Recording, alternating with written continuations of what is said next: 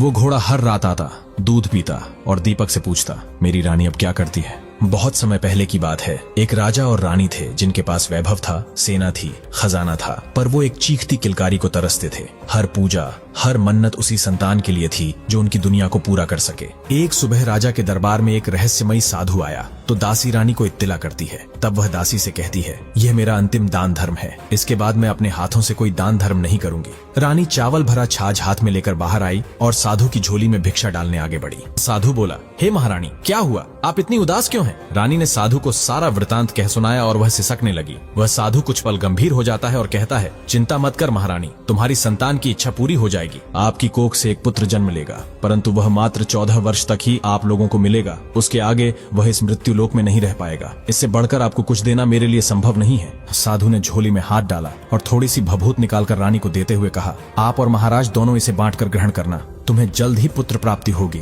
इतना कहकर साधु अपनी राह चला गया। उस रात्रि समस्त राजकाज से निवृत्त होकर जब महाराज राजमहल में प्रविष्ट हुए, तब महारानी ने अश्रुपूरित नेत्रों से साधु द्वारा दी हुई भस्म समर्पित की और बोली, स्वामी, यह परम सिद्ध योगी की देन है, इसे दोनों को ग्रहण करना है। राजा ने कटाक्षपूर्ण स्वर में कहा, अनेक व्रत, दान, तप किए, परंतु कुछ न मिला। अब मात्र इस भभूत से संतान प्राप्त होगी। महारानी शांत स्वर में बोली, इतना सब किया है तो यह भी सही, व्यर्थ क्यों साधु के शाप को आमंत्रण दें। राजा ने उसे अविश्वास संग स्वीकार किया। केवल रानी के संताप को टालने हेतु कुछ कालोपरांत रानी गर्भवती हुई। एक परम सुंदर शिशु का जन्म हुआ। राज्य में हर्षोल्लास की लहर दौड़ गई, परंतु जब ज्योतिषाचार्य ने राजकुमार की जन्म कुंडली देखी तो उनका मुख शोकाकुल हो उठा। महाराज, राजकुमार केवल 14 वर्ष तक ही इस मृत्यु लोक में रह पाएंगे। ये सुनते ही रानी और महाराज दोनों निःशब्द हो उठे। मन के भीतर साधु की वाणी प्रतिध्वनित होने लगी, किंतु वह शापित आशीर्वाद अब उनके श्वासों में समाहित हो चुका था। बालक की प्रत्येक मुस्कान, प्रत्येक स्पर्श उन्हें मृत्यु की परछाई का स्मरण कराता।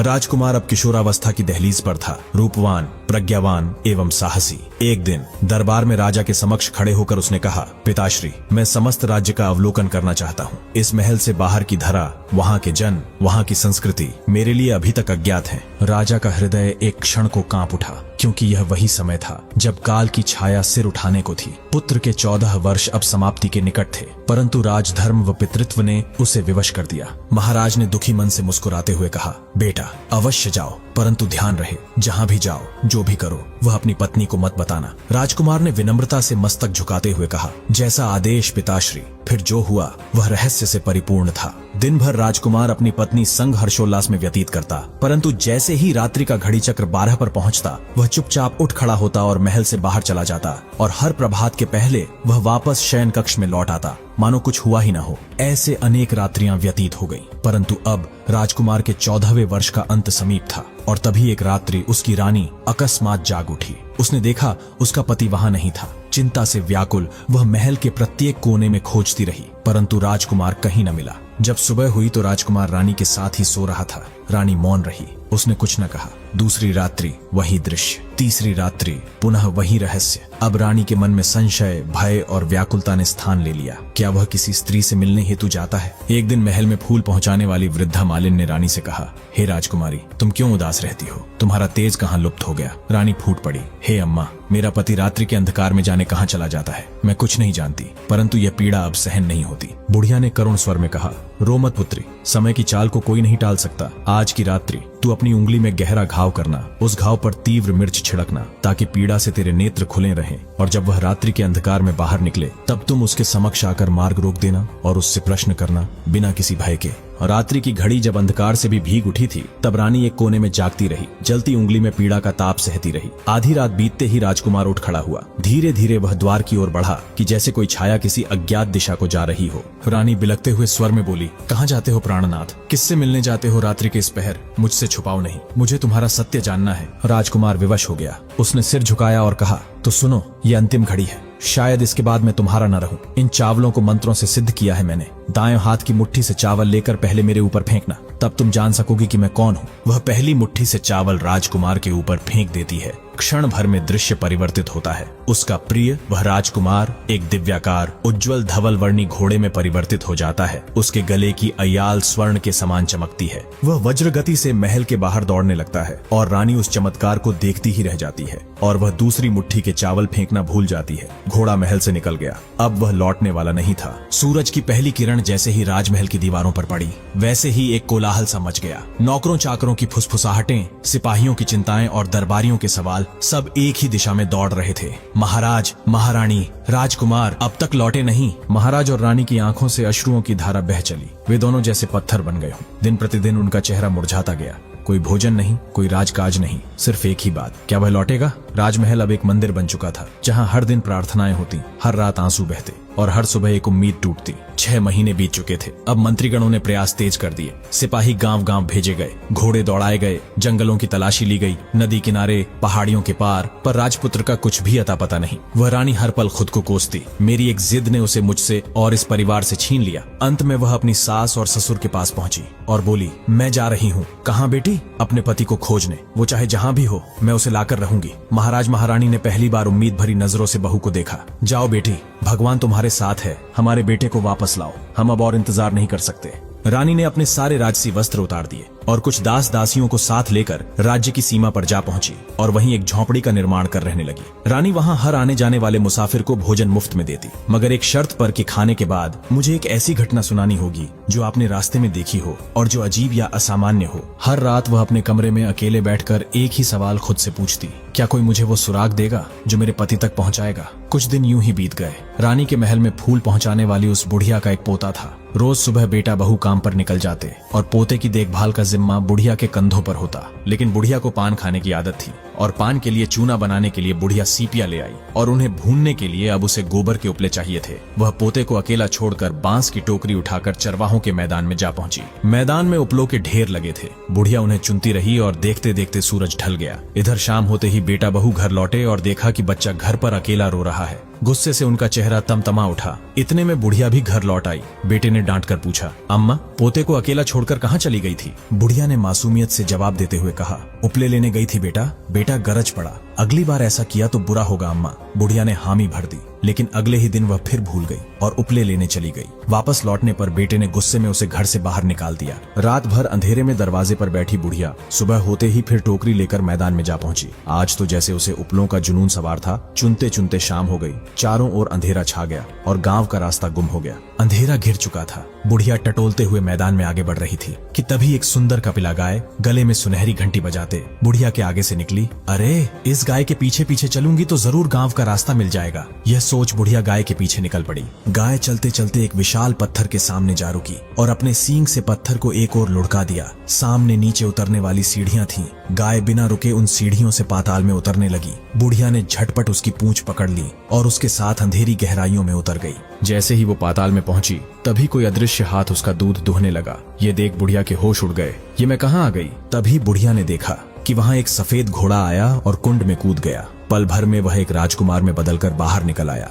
राजकुमार ने सामने जलते दिए से पूछा, दिए दीपंकर, मेरे माता पिता क्या कर रहे हैं? दिया बोला, वे अपने बेटे के शोक में डूबे हैं। राजकुमार बोला, राज्य कौन संभाल रहा है? राज्य प्रधान संभालता है। मेरी पत्नी क्या करती है? वह चौराहे पर भोजनालय चलाती है और आने जाने वालों से नई खबर पूछती है। राजकुमार ने यह सुना और चुपचाप सो गया। कोने में छिपी बुढ़िया ये सब देखती रही और उसका रोम रोम सिहर उठा। सुबह होते ही राजकुमार ने कुंड में छलांग लगाई और पल भर में घोड़ा बनकर पाताल से बाहर निकल गया। गाय ऊपर जाने लगी। बुढ़िया ने सोचा, अगर अभी साथ न गई तो यहीं फंस जाऊंगी। गाय के पीछे दौड़कर बुढ़िया पाताल लोक से बाहर निकल आई। ऊपर आते ही पत्थर अपनी जगह वापस आ गया और पाताल का रहस्य फिर से बंद हो गया। गाय सीधी जंगल की ओर चली गई। इधर बुढ़िया के होश उड़े हुए थे। तभी उसे याद आया कि नगर की सीमा पर एक भोजनालय है, जहाँ उसकी रानी नई बात सुनाने वालों को पेट भर खाना देती है। बुढ़िया के मन में लालच जाग उठा, क्यों न यह अद्भुत कथा उसे सुना दूं। अगर उसे पसंद आ गई तो जिंदगी भर रसोई की चिंता मिट जाएगी। सोचते ही वह भोजनालय के दरवाजे पर जा पहुंची और वहां मौजूद बड़े बड़े नगाड़े जोर से बजाने लगी।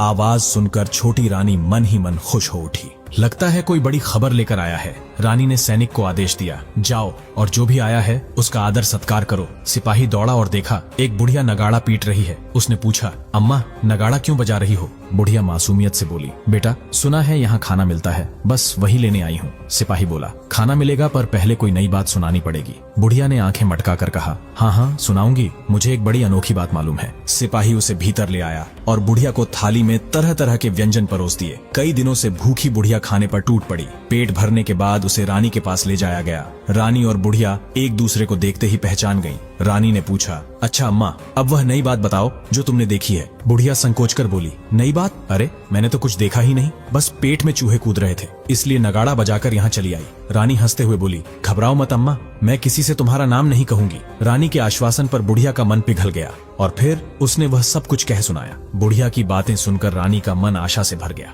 उसे यकीन हो गया कि वही उसका पति है। वह तुरंत बोली, अम्मा मुझे अभी उसी जगह ले चलो। बुढ़िया घबराकर बोली, नहीं बेटी, वह पाताल लोक है, अगर किसी ने तुम्हें देख लिया तो जान का खतरा हो सकता है। लेकिन रानी का हठ अड़िग था, नहीं अम्मा मैं वहीं जाऊंगी। आखिरकार बुढ़िया मान गई। अगले दिन दोपहर को रानी बुढ़िया के साथ उस मैदान पर पहुंची।